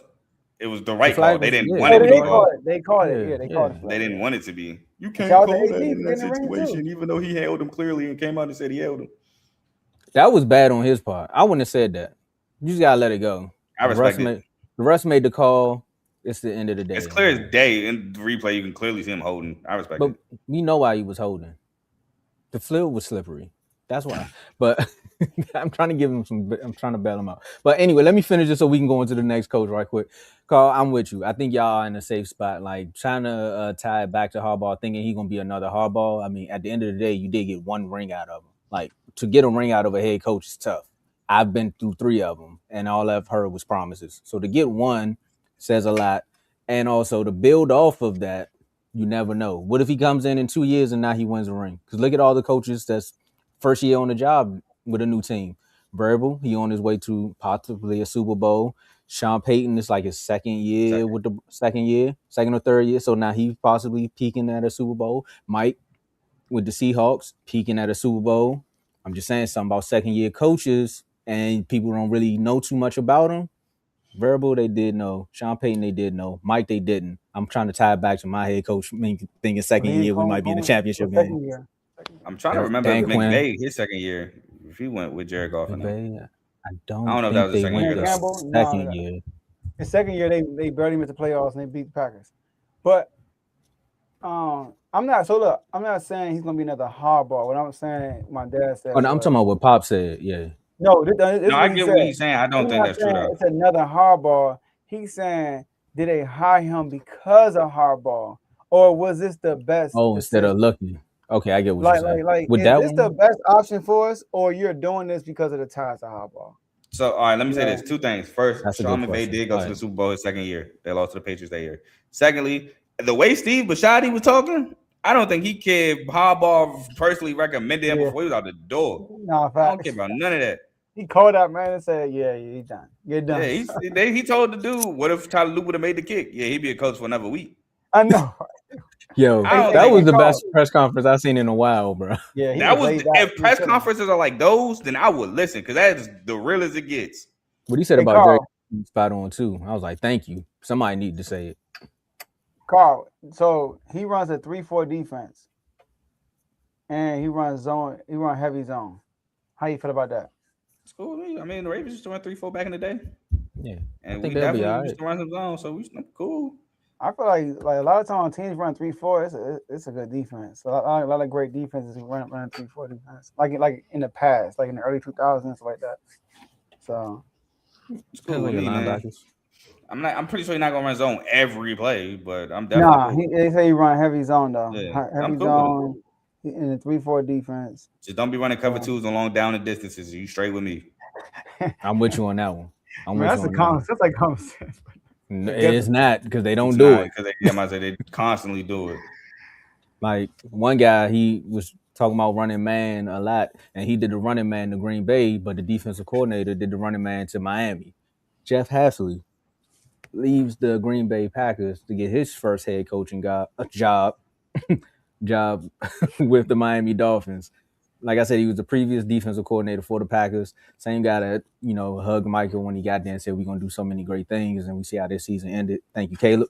4 years, about 22 to 25 mil. We don't really got to talk too much about how much they're making. Because, again, do we feel like this is a good hire, especially seeing where the Dolphins were for so long? Me, I'm gonna start this one off. I think this is a good thing for the actual Dolphins because they need someone that's gonna come in and kind of be of a hard nosed person, right? Like I was listening to somewhere else and they was talking about how the head coach and their mentality fits the team, and Mike McDaniels is a offensive schemer. Like he's gonna always try to out scheme you or think of things of this way, and that's how the Dolphins were. I'm not trying to say the word that they use because I don't think that they word that word. I just think they were more of a finesse team, and Mike was a finesse guy when it comes down to his play calling and his schemes. I think with this head coach is going to be more of a, hey, no, we're going to work hard. We're going to punch you right in your face. And again, the division that you're in, you're going to have to be like that because you do have the Josh Allen and the Bills mafia jumping through tables. You do now have the Patriots coming back and saying, hey, look, we went on a run for so many years, but now we're back. And then the Jets, they there. But we'll figure out what happens with the Jets and Aaron Glenn. I think he's going to get them back to a hard-nosed mentality, too, after they made all of the trades that they did. I think they're trying to revamp some things. I'm not saying the Jets are going to win more than how many games they're set to win, but they're going to be in the conversation as well. Bringing in this new head coach, changing the philosophy in Miami may do some good things. And when we do the panel with J-Mo this year, he may have a little bit more optimism. Can I go real quick, Carl? Go ahead. Do you think? And I'm going to ask you a question, and you can just jump right in. All right, Carl? So I like this move because, like you said, Tomo, they got a defensive guy, which they need. Like, I feel like they need toughness in Miami, especially where they came from. They need toughness. And one thing about the Packers defense, they flew around. When I watched the Packers play this year on defense, they were flying around. And when you see a defense flying around, that's a mark of a good coach. So I will say that. Now, Carl, I want to ask you this because he did coach at Boston College. And I'm pretty sure you're going to dig into that. He went 22-26. So that was his only time being a head coach. And this was from 2020 to 2023, around the COVID time. Mm-hmm. So, Carl, I guess you could talk about that and then go into your spiel. Yeah, so I was already ahead of you, Joe. So he went 12-22 in the ACC. He did win a bowl game, his only bowl appearance. They did beat SMU, who did win the AAC championship against Tulane that year. That was with Cal Robitaille and Thomas Castellanos, funny enough. But here's my thing, right? So you see the record 22-26. You're like, man, that wasn't a good record. That was bad. He had one bad year. He went 3-9 at Boston College, and that really wrecked the record. Boston College isn't a school where you expect them to be playing for ACC titles or among the top, let's say 4 or 5. Well, they had divisions back then, but whatever. They're not a top ACC school. They're pretty middle of the pack, not middle. I would say middle of the pack's a bottom tier ACC school. And he had them go 6-5 in 2020. They didn't play a bowl game because of, like you said, COVID. 6-6 2021, which I don't know why they didn't play a bowl game in that one. 2022 they went 3-9, 2-6, and then 2023 they went 7-6 by winning that military bowl against SMU. So he did a pretty good job at Boston College for what it's worth, in my opinion. So I don't, like I said, you'll look at the record and think it's bad. I don't think it's as bad as the record looks. I think he did a pretty good job there. Even like Boston College had guys like Andre Williams, and they weren't that great. Luke Kuechly went to Boston College. Like, they're not a great college football team. So I think he did a good job there, especially, like I said, going 1-0 bowls. Now, do I think this is a good hire? I think so. In a division where you have 2 quarterbacks, one established, Josh Allen, one up and coming, some may say he is here now, and Drake May. The perfect counter is a defense. So to have a defensive head coach, I think counteracts that. Now, can he get an OC? Can he get a quarterback? Because a lot of people, including myself, are kind of out on Tua. Tua got that large contract, though. If he can get an OC, and even if while he has Tua this year, can maximize Tua with Tyreek Hill possibly going back. Tyreek Hill, there's a lot of drama going on. You never know if he wants to be there, if he don't want to be there. Waddle coming back, Malik Washington. Quinn Ewers. Another South Florida guy. Quinn Ewers, who had a really good end to the season, if you ask me. I think that Miami Dolphins should be okay. Now, we've seen when the Dolphins have talent compete for a AFC East title, just cannot get over the hump. Can they get over the hump if it's now a 3-team race? I don't know. I'm gonna say no for the moment, but I don't know. But I think it's a good hire. I really do. I think it's a good hire to go defensive side of the ball as a head coach.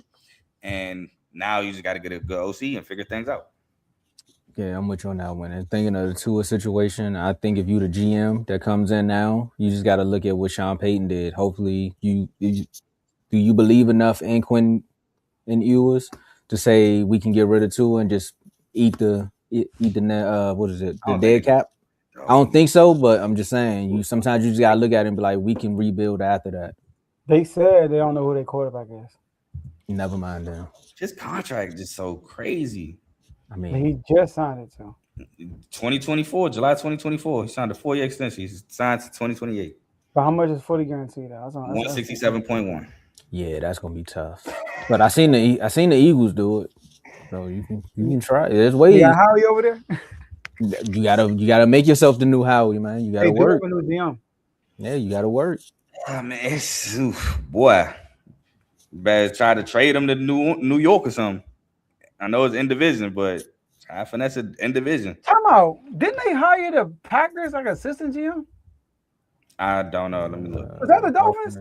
We spent over 20 years with Green Bay. John Eric That's Sullivan, how he got the 20 job. years Okay. in Green Bay while Miami is entering. Yeah. That's how the head coach got picked. Came for Green Bay. I mean, it makes sense. Now. It makes sense. Yeah. I mean, you get bounced from the playoffs like that, you gotta make some moves. I mean, not for nothing. Nothing wrong with it. I'm just saying, like, I say not for nothing. I wrote down the Packers ranks as while he was DC. 2024 was 6 in total yards, 6 in points per game, 13 in passing yards, 7 for rushing. And last year, 28 for rushing. It's not good. But 11 points per game, 12 in total, and 11 in passing. I wasn't trying to hear you. Some of those probably might be affected from Michael being out at the end of the year. Yes. Remember when Michael was there, their defense was, I'm telling you, bro, it was flying. Even last year when they lost to Philly, it wasn't a defense. They strapped Philly. It was Jordan Love throwing 3 interceptions. And them being 28th in rushing. And Jerry that Trading. was a different year. No, he said last year. He said last year when they played Eagles in the playoffs. Yeah. But Saquon didn't have a great. He didn't. It was 28th in rushing, right? That was 2025. They was 28th in rushing. The year Joe was talking about, they were 7th in rushing. I'm confused. So this year? Yeah, I think I said last year because they're out. So okay, all right, yeah, that's why I was like, huh? Okay, that's what they were 7. 2024. So when he was the DC in 2024, that's when they were 6, 13, and 7. Gotcha. Last year, well, this ongoing season, but they're out. So I said last year, my fault. This year, the 20th in rushing, my fault. Nah, it's all good. You kept saying they out. That's all I need to hear. All right, I'm with you. Want some money on that game too? Thanks, Pops. Hey, everybody got a little bit of shredded cheese that day, but the Titans are passing some cheese around too, man. I know this one hurt you, Carl. This one here, this was your guy. You was vouching for him. You wanted this to happen, and then he said, "You know what, Carl? I want to come to Baltimore. I really do. But there's a guy in Jacksonville.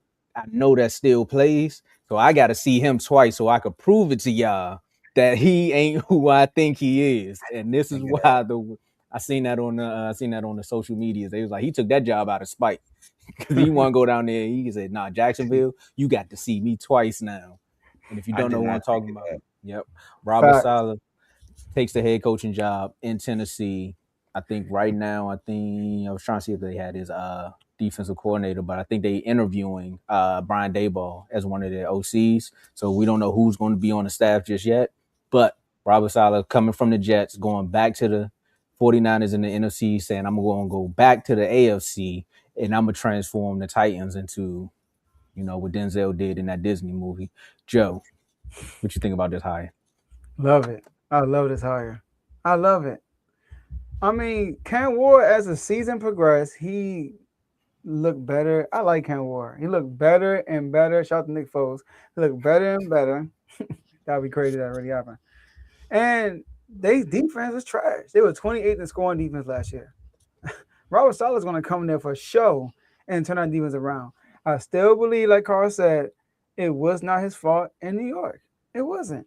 It was not his fault. He didn't have a quarterback. He had Zach Wilson, and they were still winning 7 games every year. Then they bring in Mike White. Mike White scored like 4 touchdowns. They winning 7 games still. They almost made the playoffs with Mike White. And then they bring in Aaron Rodgers, and he brings his own guys, and it messed the whole situation up. So I feel like Robert Saleh he's a good energy guy. Like he's on the sideline, he's active. He's a really good coach. So I really think he's gonna go there and change the atmosphere and add that toughness to the Titans. Now, just like we said about the other coaches, who's gonna be the OC? Who I really like to be the OC for them is Brian Daboll. I know they're talking about Arthur Smith or Brian Daboll are like the two top candidates for the job. Do not get Arthur Smith. Get Brian Daboll. Brian Daboll would match the energy of Robert Saleh also. Like his energy that he has on the sideline with his players, that would be perfect with Cam Ward, the type of player person he is. So I think if Daboll, only problem with getting Daboll is that he might be gone soon. Arthur Smith, I don't think, no matter how good of a year Cam Ward gonna have, I don't think he's gonna get a head coaching job no time soon. But go get Brian Daboll, and I think it will be a perfect match for them in Tennessee. I'm gonna let Carl go, then I'll answer your comment, Carter. I obviously like it because if I went him in Baltimore, I mean Tennessee for sure, and Tennessee got some pieces there that he can turn up and make a good defense. He got an All-Pro and Jeffrey Simmons for sure. L'Jarius Sneed, L'Jarius Sneed. I think he's coming back from injury. I like Amani Hooker, the safety, so they got some pieces they can work with. But I think that this is, like you said, a real high energy guy. I think Cam Ward is a real high energy guy, so I think that matches. And I look at Salah low key like I would look at Vrabel for the Titans when Vrabel got hired with the Titans, and when Vrabel made it when he was at the Titans, they made an AFC Championship game. There was a number one seed. They had battling. Huh? They was battling another team in the playoffs. What you talking about? The Chiefs? Yeah. We won 1-1. We won 1. They beat them, and they beat Tom Brady. Yep, and I'm not going to repeat what Vrabel said. I don't think Vrabel would say. I mean, I don't think Salah would say what Vrabel said for that Titans-Patriots game.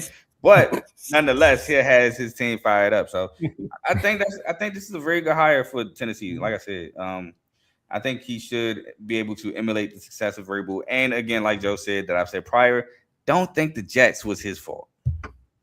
Nah, I agree. I think he actually got a lot out of the Jets that most people probably couldn't have got out of the Jets. 7 games with Zach Wilson. With the same division with the Dolphins with Cooking and the Bills. Yep. Yeah, I think that was a scapegoat job right there. But he went back, proved himself with the 49ers because the Jets just they weren't for you, man. Exactly. But they beat Philly and they had both of their starting corners go out. And they beat Philly. I remember that. Because they didn't beat the Cowboys, but they beat the Eagles. I remember that. That's when I think Hurts had 3 interceptions that game. Yeah, and he threw an interception to lose the game. I don't remember a lot, but I remember his losses. Yeah, he did on interceptions. I don't remember Sam Darnold games, but I remember those Jalen Hurts games. And then they got some. No. See, y'all was talking about the Jets. So I was about to say they got some first round picks because y'all was talking about the Jets. So I started thinking about the Jets picks. Never mind. To answer this right quick, that's our defensive line coach. He was with the Jets. You might as well talk about your DC also. Yeah, it's all gonna roll into one. So with this one, I think it would be nice for him to go down there. I don't think he's staying with the Cowboys. Well, we clearly see that if he got the opportunity to be a defensive coordinator, I would take that versus staying in Dallas and still being a defensive line coach. Like you always want to move up. He will be missed, but hey, you gotta go. We got Quinnen out the deal. Thanks, Aaron. So with that being said, let me just roll right into this one right quick. So Dallas shakes the airwaves.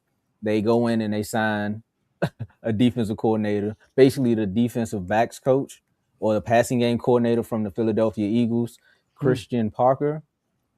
Oh, I thought you were saying another comment for a second. Christian Parker.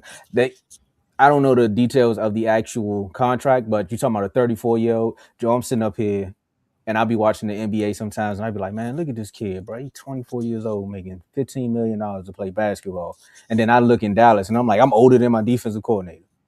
Like, that right there lets me know, man, look, we need to go, Joe. Don't nobody want to coach in Philly, so we need to go on up there and see if they'll hire us right quick. We need to refuse to lose, and we will have instant access. It would be like Brandon Graham when he went back. We will have a show, and we could tell you everything that's happening on the offensive side. But I'm here for it.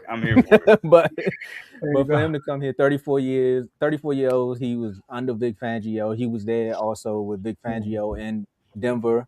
when also when Vance Joseph was the defensive coordinator too. So he has close ties with both of them. I've been hearing a lot as far as just about what Eagle fans thought about him, about how they really wanted him to be the next DC if Vic was to retire. So that right there speaks volumes about the hire itself. And also just to think that the Cowboys are really going so far left field from their last 3 defensive coordinators to go get somebody that's like not even known or have a proven track record as far as what their defense is, says a lot about what Dallas is doing this year. I mean, there's been so many strange things that's happened over the last few years with this team that says things are changing, but I like it. Go do something different. Don't get no more retreads. You keep getting retreads, and then they come in and then they be bad, and now you're mad at them for being themselves, Eberflus. But I like it.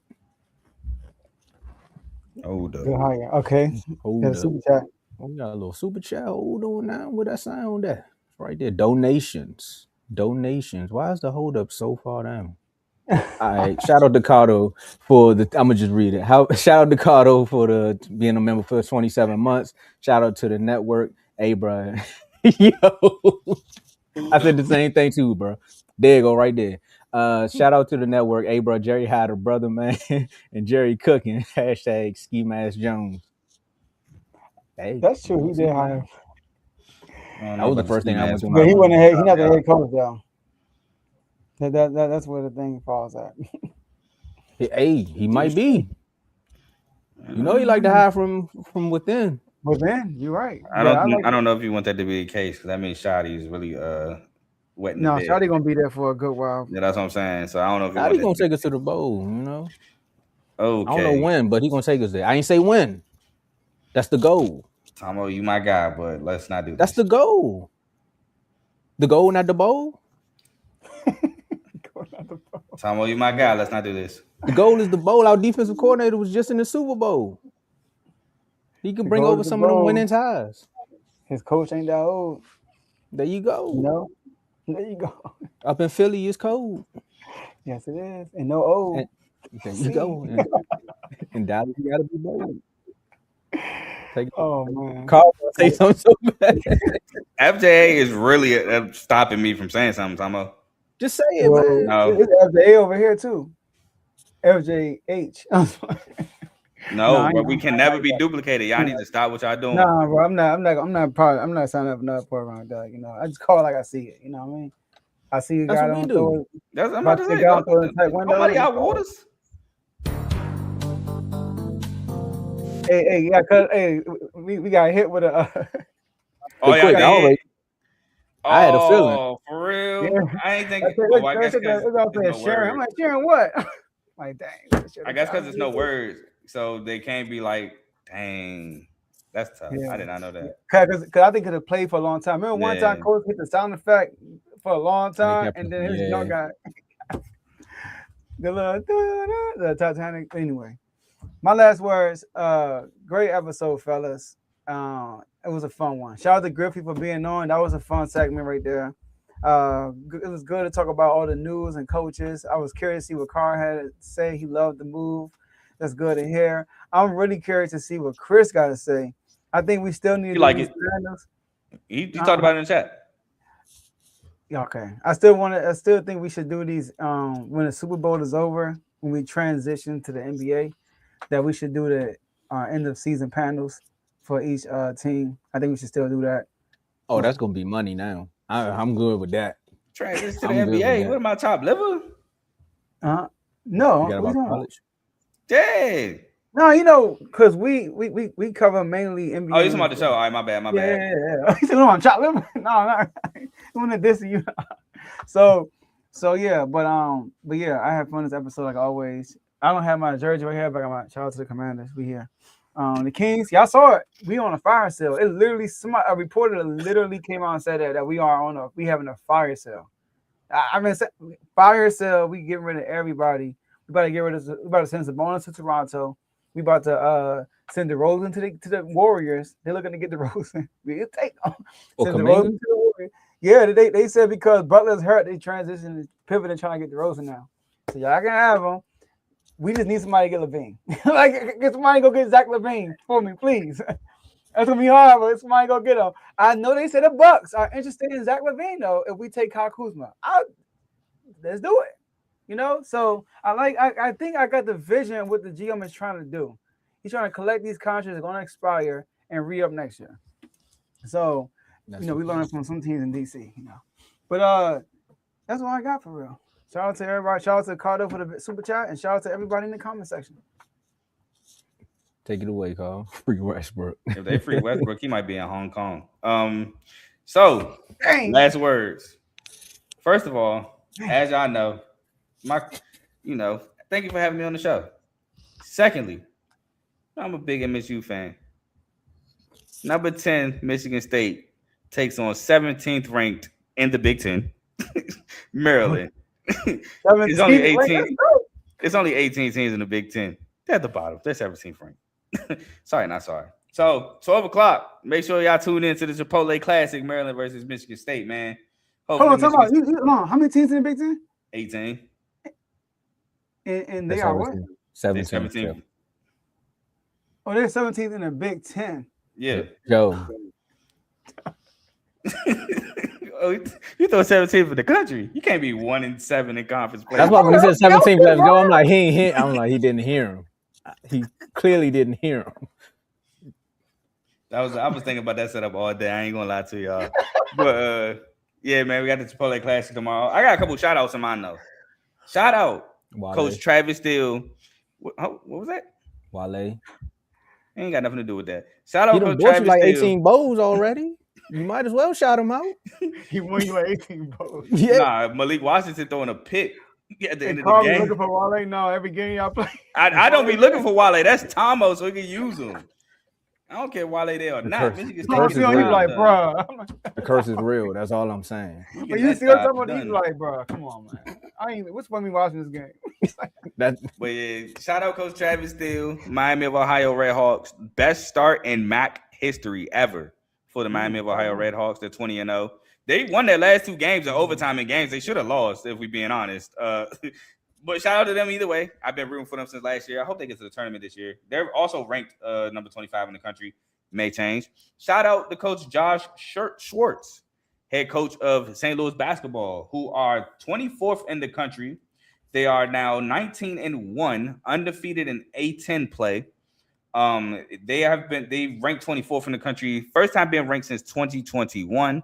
So shout out Robbie Avila and the Billikens for that. Also want to shout out Nebraska. Never have I ever thought I would see Nebraska be number 7 in the country in basketball. This is their best start ever in program history, and it's all due to Coach Hoiberg and what he brings. And shout out his son too. His son is balling as well for Nebraska. They beat my Michigan State boys by 2 at their house. I'm still sick about that. Loser. They are the I'm sorry. What was that? Because some team that only won 1 game in Big Ten Conference said something. Don't worry about it. We about to have 2. Continue. It ain't gonna be this Saturday.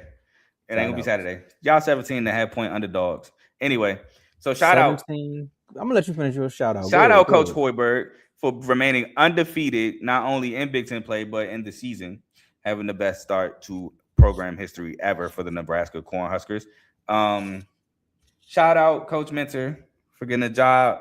Now let's turn this Ravens team up and make a bowl and hopefully win it. So my boy Lamar can get the credit he really deserves, and not the sympathy that some other quarterbacks get. Shout out the Pistons. We currently playing the Rockets. We're up by 1, 58-57. A long game left third quarter. 8 minutes left in the third quarter. But great season we're having so far. Did not expect us to be the 1 seed for as long as we have been. I'm actually starting to like it now. Like at first, I'm like, it don't matter. I'm actually starting to care now. And yeah, that's all I got for y'all, man. I had to throw some college basketball shout outs because we're actually having a season where teams are like breaking like thresholds. Like even Vanderbilt, I want to say, had like their best start. They're on a 3-game losing streak now, but they had like one of their best starts ever. So it's amazing. I love what I see in college basketball. Oh, one thing. Stop letting players come from the G League that's been drafted but didn't play in any games come back to college basketball. It's getting ridiculous. Alabama got a former Alabama guy who played with them 3 years ago who was on an NBA G League roster coming back, and they got a temporary restraining order for him to play tomorrow against Tennessee. Charles, I can't remember how to pronounce his last name. There's no way he should be able to come back to school after leaving 3 years ago. You're taking away opportunities from these kids that work so hard for them to have them. That's when LeBron stuff. That I didn't even know that was happening. That's crazy. That's crazy. He ain't the only one. That's just one. That's crazy. Shout out to our superstar. That's insane. Wouldn't help. Shout out to our superstar, man. It will. 17 and a half at 17. Oh, I'm sorry. We're going to beat y'all by 17. Go ahead. Get your shout out. Shout out Coach Kevin Willard of Villanova. He ran from that Maryland job to take the Villanova job. And it was the right decision. 15-4, top 5 in the Big East. He sold us. Why are you even doing this, Carl? Why are we doing this? Hey, meanwhile, he sold out on us. He ran away from the job after he sold us in the tournament. I need to get up out of here. Nah, that was his fault. I need to get up out of here. How? Y'all made the tournament under him. Y'all not even making the NIT. Yeah, because you want to run out of there. You should have stuck around. Villanova ain't been good in years. What's wrong with these teams, man? Kyle Neptune was not good, and I said they needed to get rid of Kyle Neptune, and they did for Kevin Willard. And Kevin Willard is about to take Villanova back to the tournament as an at-large. So shout out to him. Way to get up out of Maryland. Ran away. Exactly. Fast. Quick fast. Like during the tournament, he left. Insane. That's why we lost. No, what's wrong with these teams? Because you weren't supposed to. You got to where I predicted you to get to. You met expectations. Man, have this argument in the chat. No, there's no argument. Maryland sucks. It is an argument. There is an argument. You don't take the job while you're trying to compete for the championship. That's insane. You were not getting the championship. That's the same thing Dan Quinn did, and look what happened to the Cowboys. Go ahead and get your last words off. Dan Quinn did it, and look what happened. Now they make up a rule. You can't talk to the coach until they get eliminated. Now they want to do that. They didn't want to do it when the Cowboys was in the playoffs. For Kevin Willard because they knew what he was going through. As soon as the Cowboys not in the playoffs, now they want to say, no, don't talk to the coaches. They got to prep for the game. No, you can talk to the coach, but they got to play their first game first. That's dumb. That's weird. See, Maryland played their first game. It was the second game. Nah, he's talking about NFL. I'm talking NFL. Yeah. I'm just saying. Nah. He tried to use it to translate. Willard sounds like your pet gerbil's name, and that's what he did. He ran away. Willard. Shout out to our superstar members, man. Shout out to Chavo, Dimitri, Big O, BWT Teddy, Decorius, Coach Coombs, Giovanni, Donnell, RBO Vaughn, Taniqua, Dave, myself, and Joe. And no shout outs going to Willard. See, Willard, Wale, the W's in Merlin. You see what it is? Brother. You see what it is? But we're going to get a W on Saturday. That's all I got to say. And shout out to Jerry Jones in the front office for actually doing something right this time and listening to your head coach. Just trust them and see what happens. Wizards, front office, I don't even know where to start with y'all, but I ain't got enough time. We got to go. We already overtime. But I want to say thank y'all for everything you're doing because we are shaking up the NBA. I can't wait to be with Carl at next year. Talking about we in the 1 to 2 seed. I can't wait. Just don't bring Freaky Z to DC. It's happening. It's going to happen. Man, all right, y'all. Also, Tomo. Zion, huh? Going forward, we are moving to Showtime. There we go. Till Monday and Thursday. Yeah, so Monday and Thursday. So we will be here on Monday, y'all. Not on Tuesday no more or Friday no more. We are Monday, Thursday at the same time, 7 p.m. Eastern time. So we'll see y'all this Monday. All right? Half y'all going to be snowed in anyway. This Monday. Let me check us out. I'm going to be eating Chipotle. Speaking into existence. Yours and mine. That's fine. Y'all still talking about. All right, one gonna be free. Today. Mine. We'll see y'all next episode. Mine. Let's go, Monday. Joe. Joe's supposed.